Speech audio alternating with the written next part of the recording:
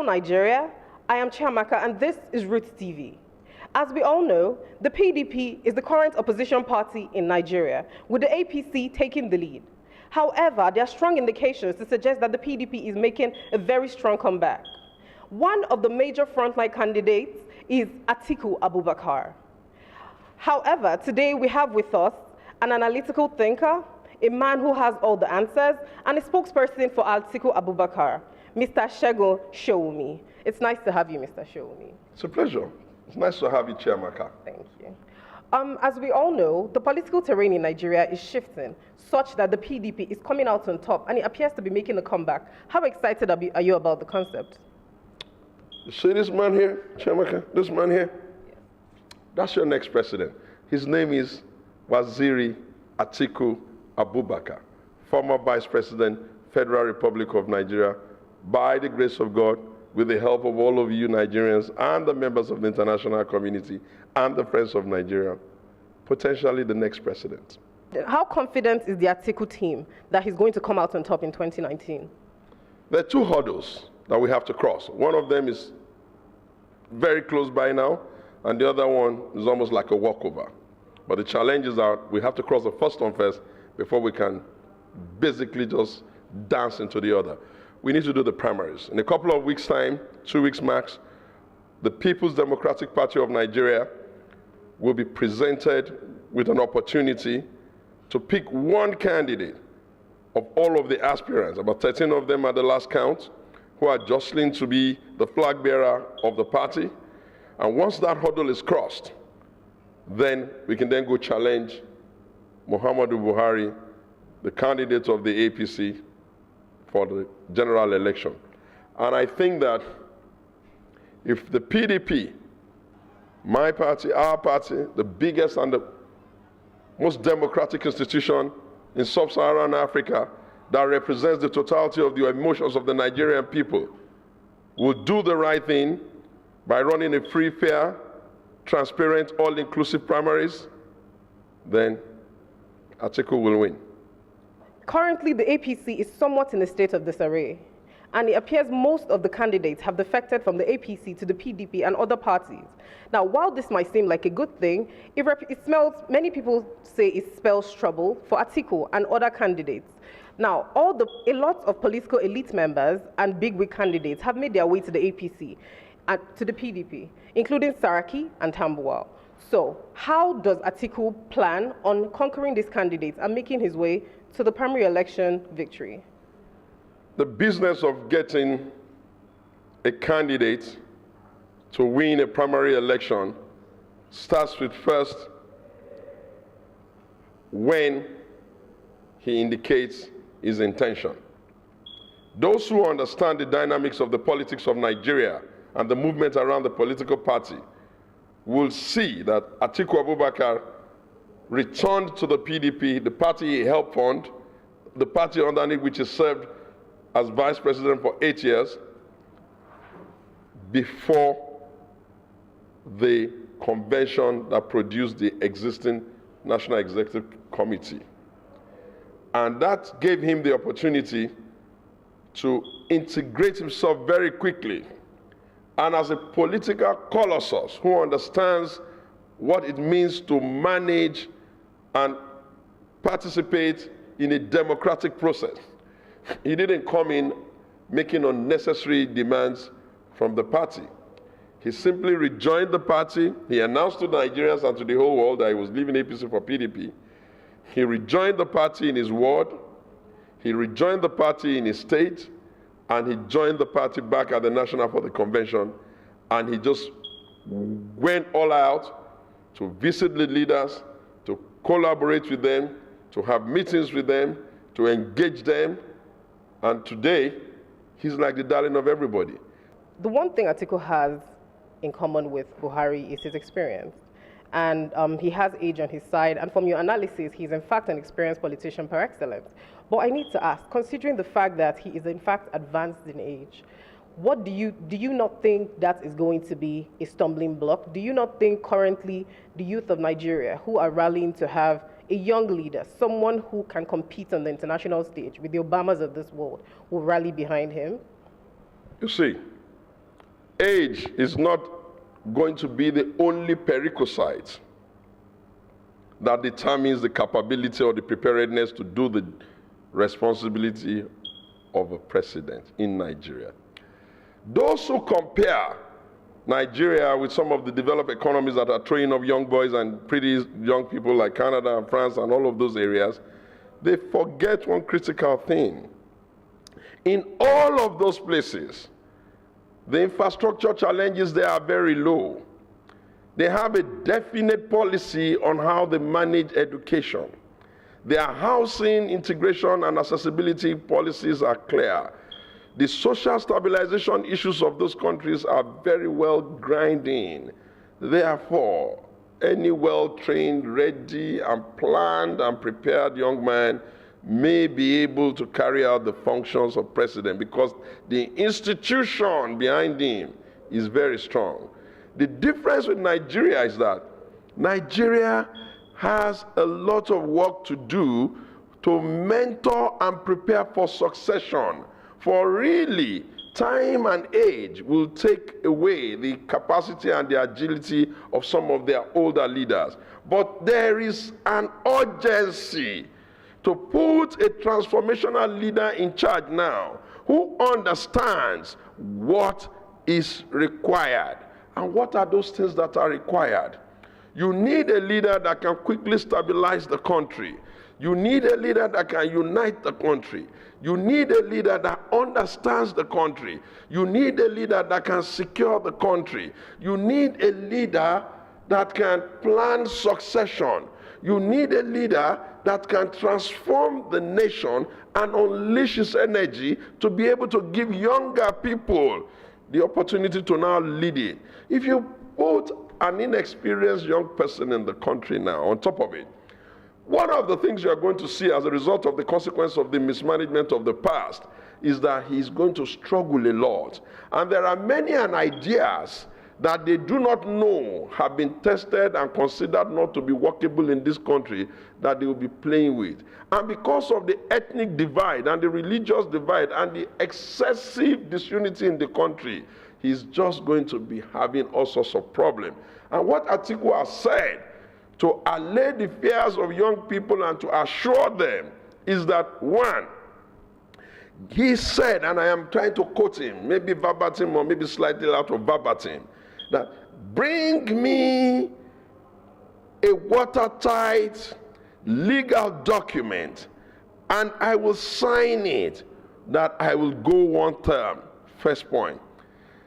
Give me the opportunity to be president and I will help restructure and stabilize the country so that restructuring can bring growth, development, peace and unity for every part of the country, including stability. And he has also said, I subscribe to giving 40% of every appointment to young people. He's not bandying words and figures. He's saying that because he understands you need to bring the young people in, mentor them, and give them the opportunity to understudy how government works in practice. For there is a difference between the lullaby tales they tell themselves as to the challenges of wielding authority of state and the reality of sitting on the chair and trying to solve the problem. And therefore, I think with an Atiku Abubakar as president, Nigeria will be ready to unleash the energies. So, you speak on the issue of experience, and so we laud Atiku for his experience, but Saraki has experience, and Tambuwal has experience, and Buhari has experience, and all the major players in the game, in fact, come with a wealth of experience. So what does Atiku have that every other person in the PDP and across other political parties vying for the position of president do not have? And why should I, as an average Nigerian, armed with my PVC, vote for Atiku? What do they have, and what does he have uniquely differentiating him? Thank you. Let me start. For you to be able to run this country well, you need some experience in public service. Because what public service will teach you is how to run the procedures and do the administrative things that being a governor never teaches you because other people are the ones doing that. Atiku is a former senior administrator rising to the rank of a deputy director in the Nigerian Customs Service, which is equivalent to Deputy Controller General of Customs. That's work in public service. Atiku has also, for you to be able to run Nigeria and get Nigeria to be able to leapfrog the way we see other nations going now, where private sectors are the drivers of all economy. If you are going to sit in the authority of a nation to do that, you need to have created business, run business, created jobs, paid salary. As at today, Atiku has created more jobs than anybody that is politically exposed in this country. At the last count, he has about 50 to 60,000 people on payroll and about 250 to 300,000 on indirect jobs, creating jobs in almost every genre, every area, every industry, in housing, in logistics, in school, in agriculture, in media, in advertising, in printing, in education. So, if you want to rule Nigeria and lead Nigeria now, for no fault of Atiku's, you need a leader that has strong roots and relationship with many aspects of the Nigerian nation, such that it has something to tap to assure them that the nation will belong to everybody and everybody will feel included. Atiku is related to the Yorubas by more than 30, 40 years of marriage, with his first children being half Yorubas and half Fulani. Atiku is related to the South-South by more than 30 years of being a very strong investor and a business partner there, such that he's never had any issues there. It's almost like his second home is in the South-South. Atiku is related to the Middle Belt. The highest title that signifies that he is the umbrella of the Tiv people was granted him in the Middle Belt, signifying the level of respect that they have built among themselves. Atiku is related to the Southeast by marriage, and some of his children are Igbos, half Igbos and half Fulani. Atiku is related to the traditional institution because as the Waziri of Adamawa, he's the prime minister of a very big emirate. When you count all the northern emirates in the country, you will remember the emirate of the Lamido of Adamawa being significant. Atiku is the Waziri. So he understands the working of the traditional Hausa, Fulani traditional institution. Atiku is related to businesses because all the businessmen in the country who are creating value for the country understand, and he also understands the burden they bear and the challenges involved. Atiku is also a politician's politician who has always stood with politics that is progressive and fights for the country. But I have to ask, what are Atiku's thoughts on the leadership style of the current administration? I think that Atiku, having participated in that primaries that threw him up, must have restrained himself a lot, knowing fully well that those who had to take the decision on who the candidates should be, I mean the APC people of 2014, were making a grave mistake. But what could he have done? He presented himself as a candidate, and they chose someone else. So at best, he will have to wait and see whether Buhari was going to live up to the great expectation of the Nigerian people in governance. And Nigerians, you be the judge of that. We bought rice for a certain amount of money in 1995. You all know how you're buying a bag of rice now. We exchanged dollar for maybe $1.95 in 1995. You all know how much you're exchanging it for now, maybe $360. You all know how much you earned. He's never increased salary. He's never bothered. We sold petrol for a certain amount of money in 2015. You all know how much you're buying it. You're buying it $145 when you can get it. So in all material particulars, he has unfortunately allowed himself to be either hijacked by never-do-wells who have run riot over his vision and his plan, and because he gave room for that level of parochialism when he said there are 95% and 5%, and so those who consider themselves to be the favorites of his government suddenly took over the whole thing and started just doing whatever they liked. And sometimes one pities him, for it's not easy for anyone to come into public space, into political office, in the presidency after trying a couple of times, with a lot of hope that people have on you, and you just dashed it completely. And then, unfortunately, your party still thinks you should go do another tenure. So it's a double jeopardy. In one breath, he must know that he's not standing exactly in that place where he was standing, where the entire Nigeria wanted him. And in another breath, he has to fake it and try and give the impression that he's ready to do another term. We have no business worrying about how Buhari is doing and what he's doing and what he's doing. Every indicator suggests that we have done worse. What's it called? Transparency International, we're worse. Poverty indices, we're worse. All the metrics, all. Even the country's diplomacy, countries who spoke to us with tongue in check, now call us lifeless. People who don't even dare have an opinion that is too strong around us, now use adjective in Ghana like, oh, this is not Nigeria where cattle are better than. Come on. We are falling so low, much lower than what we can ever expect ourselves to fall. Speaking of pending issues, now we all know that some of the major problems we have border on insecurity, corruption, and honestly, without mincing words, hunger in the land. Nigerians are hungry. As Theresa May will put it, slowly but surely, Nigeria is becoming the poverty capital of the world. So, what is Atiku's plan, and does he have a plan?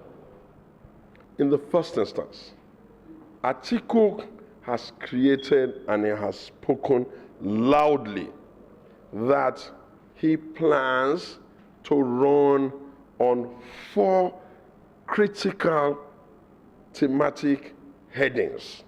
And these 4 headings encapsulate the entire solution to the majority of the problem Nigeria faces.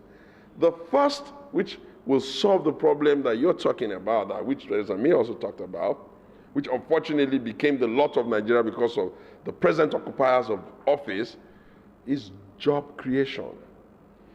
Atiku says, I am going to put job creation as the central policy of government. Why? Because we need to move people out of poverty and we need to manage and right the unemployment issues in the country. Atiku says, I am going to open up the country's economy and the way of life of the people, that I am going to encourage, listen, private sector discipline to take charge and run the country in such a way that it's going to be like an investment hub, a construction hub, a job hub, a farmers market, an entrepreneur's field, a startup capital of Africa under opening up on opportunities. Chiamaka, spectacular, interesting time talking to you. Thank you. Thank you very much. That was quite interesting, and I hope they can deliver on their promises. Time will truly tell where all this will lead. 2019 is fast approaching. Who will win? Who will lose? Who will emerge the victor? We sit with rapt attention and wait for the results. Chiamaka, Roots TV, Abuja.